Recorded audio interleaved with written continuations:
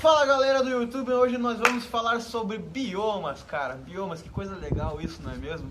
Vamos lá, vamos falar sobre biomas com o meu amigo Matheus. É o Matheus ou o primeiro, né?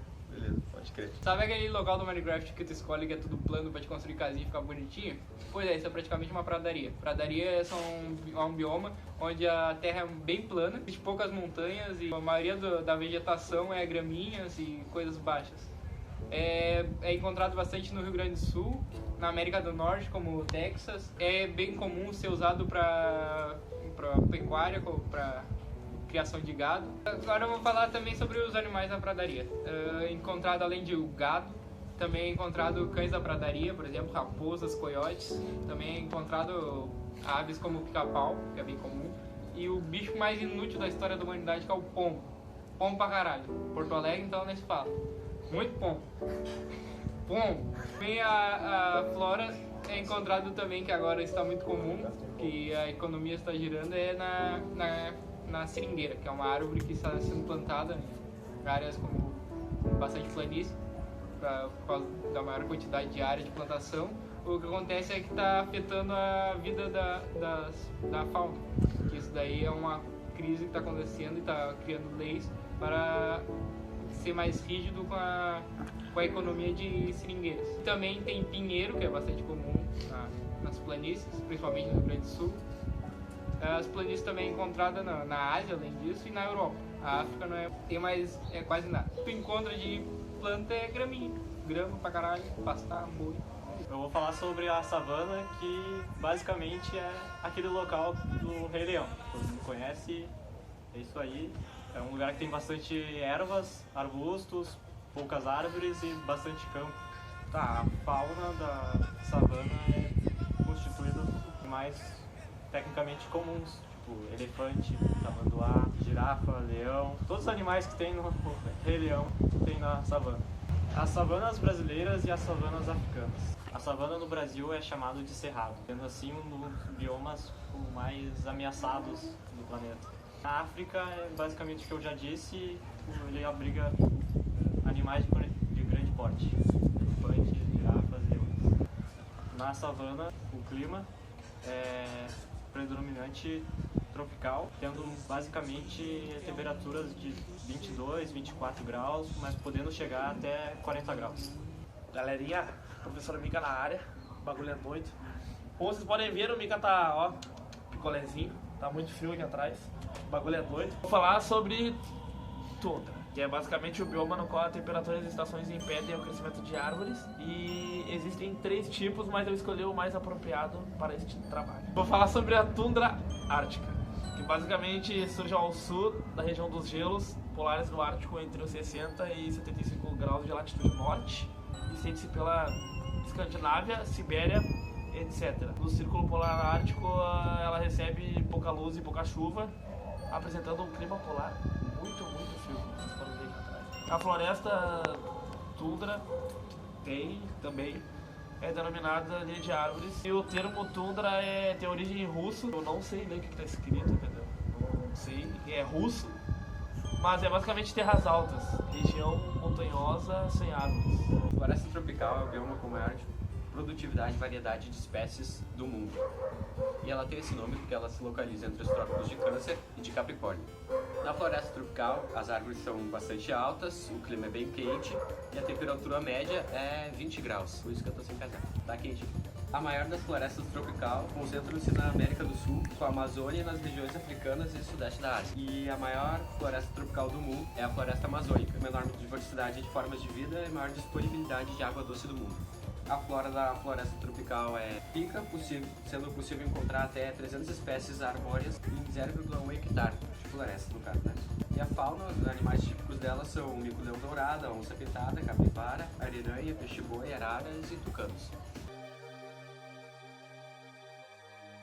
Eu vou falar sobre os ecossistemas aquáticos que compõem aproximadamente 71% da superfície terrestre. Os ecossistemas aquáticos eles podem ser divididos em 2 principalmente, são salinos e os não salinos, né, os de água doce e os de água salgada. Os de água salgada são principalmente os oceanos e mares, e eles são os que mais compõem a superfície do planeta. A flora do oceano ela é composta principalmente por algas e algumas outras plantas que conseguem sobreviver no ambiente aquático. Mas elas só existem na superfície, mais perto da superfície, né? Onde existem raios solares que permitem elas fazer a fotossíntese. Nos locais mais profundos dos oceanos não existe flora e todos os seres que moram lá são heterótrofos. A fauna marinha é composta, obviamente, por animais que se adaptaram por milhares e milhares de anos para habitar aqueles lugares. Podemos destacar principalmente os peixes, os tubarões, os caranguejos e outros crustáceos. Tem também animais invertebrados como as águas-vivas. O ambiente de água doce ele é habitado por também peixes e outros animais, mas geralmente ele não é muito profundo, o que faz com que a sua diversidade de fauna não seja tão grande quanto a dos mares e oceanos. Pode também destacar as regiões mais profundas dos mares e oceanos, em que habitam animais mais bizarros e incomuns, que se desenvolveram para habitar essas regiões. Os ambientes aquáticos são bem importantes para o ser humano, pois dali vem a pesca, que sustenta a vida de muitas pessoas, não só vendendo, mas também muitas pessoas se alimentam daquilo. A gente também pode destacar nos mares e oceanos tem turismo e viagens náuticas, que são bastante necessárias para a locomoção humana. Agora eu vou desaparecer com esta maravilhosa água. Caralho, tá calor aqui, negão. Tá porra. Assistente, gostoso! Agora eu vou falar do deserto, que ele seria o bioma contrário aos biomas aquáticos. As principais características do deserto são a seca, o seu clima bem quente, com uma temperatura que pode chegar até 50 graus de dia e um frio excruciante à noite, pode chegar até menos 5 graus.